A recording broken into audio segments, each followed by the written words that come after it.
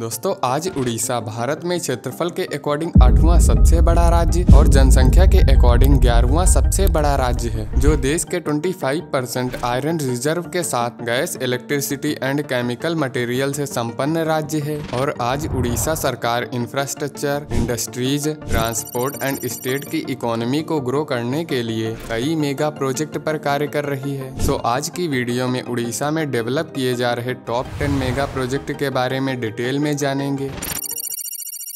दोस्तों आने वाले 5 से 10 सालों में लगभग 80% गाड़ियां पेट्रोल और डीजल से नहीं बल्कि बायो एथेनॉल से चलेंगी और यह काफ़ी सस्ता भी होगा, जिसको बनाने के लिए उड़ीसा सरकार ने जेन 2 एथेनॉल बायो रिफाइनरी प्लांट के निर्माण को मंजूरी दे दी है, जो चावल के भूसे से एथेनॉल का उत्पादन करने वाला देश का पहला प्लांट होगा। और इसको बारगढ़ जिले में BPCL द्वारा 1000 करोड़ की लागत से बनाया जा रहा है, जो हर साल 3 करोड़ लीटर ईंधन ग्रेड एथेनॉल उत्पादन करने की क्षमता रखेगा। इसको अगले 2 वर्षों में यांत्रिक रूप से चालू करने की उम्मीद है।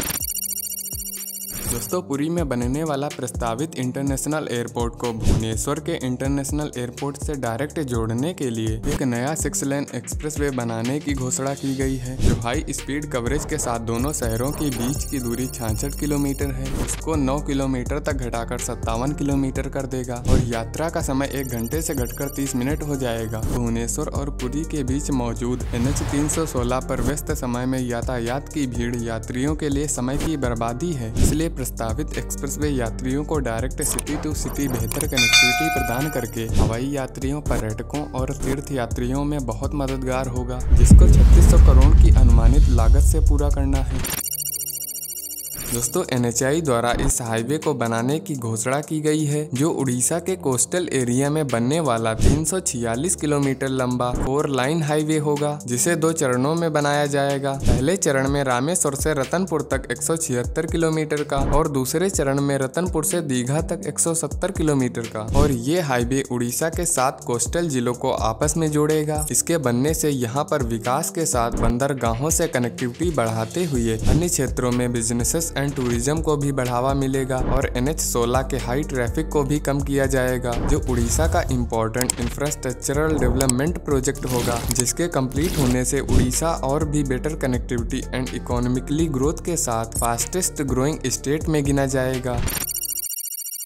दोस्तों पुरी रेलवे स्टेशन उड़ीसा का ही नहीं बल्कि ईस्ट कोस्ट रेलवे का सबसे बिजी रेलवे स्टेशनों में से एक है, जिसे अगले 2 वर्षों में 364 करोड़ की लागत से वर्ल्ड क्लास फैसिलिटीज में तब्दील किया जाएगा। दोस्तों पुरी शहर की इकोनॉमी का 50% हिस्सा यहाँ के रिलीजियन टूरिस्ट से आता है, जिसको ध्यान में रखते हुए इस स्टेशन को मल्टी मॉडर्न रूप में डेवलप किया जाएगा, जिसमें information system, art gallery, checking area के साथ वो सभी मॉडर्न फैसिलिटीज होंगी जो इस स्टेशन को एक डेवलप्ड स्टेशन की पहचान दिलाएंगी। इसको 28,554 स्क्वायर किलोमीटर के एरिया में 3 फ्लोर बिल्डिंग के रूप में डेवलप किया जा रहा है और ये एक टर्मिनल स्टेशन है, जो आगे बनने वाले श्री जगन्नाथ अंतर्राष्ट्रीय हवाई अड्डे को भुवनेश्वर के अंतर्राष्ट्रीय हवाई अड्डे से डायरेक्ट जोड़ेगा और इससे शहर की इकोनॉमी एंड डेवलपमेंट को बढ़ावा मिलेगा।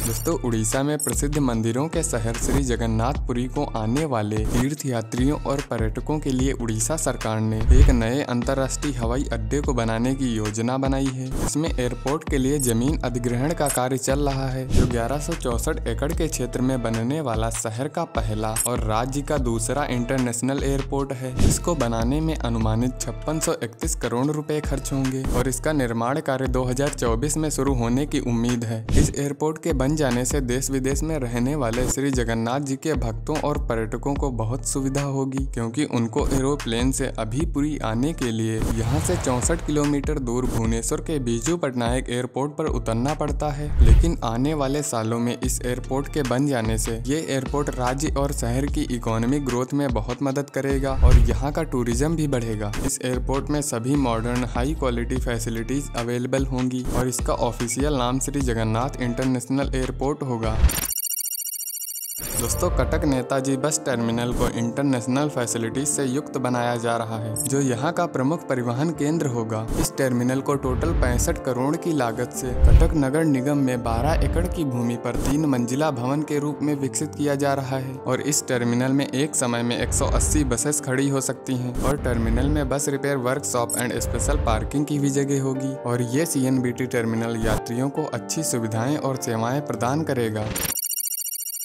दोस्तों कलिंगा नगर उड़ीसा के जागपुर जिले में स्थित प्लैंड इंडस्ट्रियल टाउन है, जो अपने समृद्ध लौह अयस्क भंडार के लिए प्रसिद्ध है और स्टील की ग्लोबली हाई डिमांड के कारण स्टील, बिजली और अन्य सहायक उत्पादों का एक प्रमुख ग्लोबल हब बना है। और आज कलिंगा नगर उड़ीसा का एक प्रमुख इंडस्ट्रियल हब है, जो Tata steel, NINL, Jindal steel, visa, Maxo, methane जैसी बड़ी बड़ी कंपनियों का घर है। दोस्तों इंडियन गवर्नमेंट इस कलिंगा नगर कॉम्प्लेक्स को नेशनल इन्वेस्टमेंट मैन्युफैक्चरिंग जोन के रूप में डेवलप करेगी, जहां पर steel, aluminium down stream park, new industrial township, commercial and recreational factories, technical training institute जैसी सर्विसेज प्रोवाइड की जाएंगी। दोस्तों ये सब मिलकर उड़ीसा में काफी जॉब्स जनरेट करेंगी, जिससे स्टेट के डेवलपमेंट एंड इकोनॉमिकल सेक्टर को बूस्ट मिलेगा।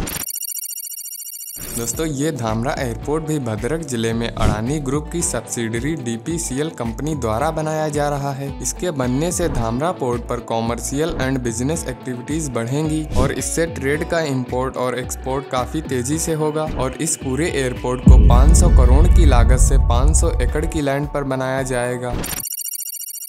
दोस्तों उड़ीसा का श्री जगन्नाथपुरी रथ यात्रा मेला दुनिया के सबसे बड़े मेलों में से एक है, जिसमें लाखों की संख्या में श्रद्धालु शामिल होते हैं। दोस्तों उड़ीसा सरकार पुरी मंदिर को इंटरनेशनल हेरिटेज साइट के रूप में डेवलप करने के लिए पुरी हेरिटेज कॉरिडोर प्रोजेक्ट पर कार्य कर रही है। इस प्रोजेक्ट के तहत पूरे मंदिर परिसर को 17 एकड़ में विकसित किया जाएगा, जिसमें श्री जगन्नाथ मंदिर के आसपास के कई मंदिरों और भवनों को बहुत आकर्षक बनाया जा रहा है। दोस्तों इस पूरे प्रोजेक्ट को कई चरणों में पूरा किया जाना है, जिसमें पूरी शहर के विकास के साथ मंदिर परिसर का विकास और कुल 22 योजनाएं शामिल हैं, जिसमें पहले चरण के विकास के लिए 800 करोड़ की मंजूरी दे दी गई है। इस फेज में जिन जगहों को रीडेवलप किया जा रहा है उनके नाम आप वीडियो को पॉज करके देख सकते हैं। उड़ीसा स्टेट आजकल अपने IT सेक्टर को काफी तेजी से ग्रो कर रहा है, जिसमें नए नए डेवलपमेंट किए जा रहे हैं, जिसमें info valley multipurpose industrial project जो 660 एकड़ की भूमि पर भुवनेश्वर में बनाया जाएगा, जिसमें कई IT इंडस्ट्रीज जैसे IT special economic zone, electronic system design and manufacturing sectors, business park and corporate office शामिल हैं। भुवनेश्वर की इस इन्फो वैली में इंडिया की मेजर बड़ी बड़ी कंपनियां जैसे TCS, इन्फोसिस, विप्रो, टेक महिंद्रा और एक्सेंचर अपने बिजनेस फर्म्स ओपन करेंगी, जिसमें यहाँ इन्वेस्टमेंट बढ़ने के साथ शहर के इंफ्रास्ट्रक्चर एंड डेवलपमेंट को इकोनॉमिकली बूस्ट मिलेगी और शहर में नई नई जॉब्स क्रिएट होंगी।